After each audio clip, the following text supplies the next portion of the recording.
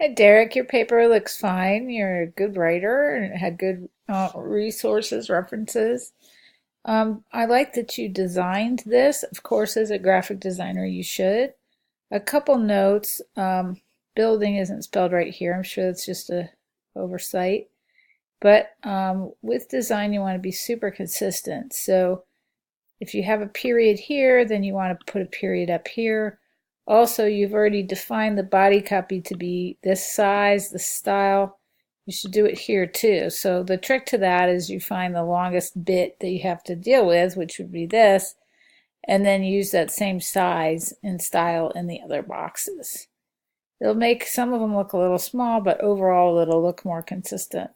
Okay? All right, Helvetica. Cool. All right. You should show, okay, so it's more of a definition. All right. Now, finally, italics is just meant for emphasis and labeling. A great site you might want to check out, I love it. If you're like me, you're just looking for clear answers to all of your design and typography questions.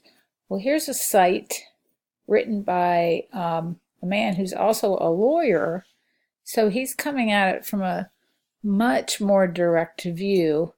It's Matthew Butterick, but he has fantastic suggestions that just really make sense to me, and some of them are a little snarky, but it really gets the point across. Anyway, I will give you that link, and I'll close this video.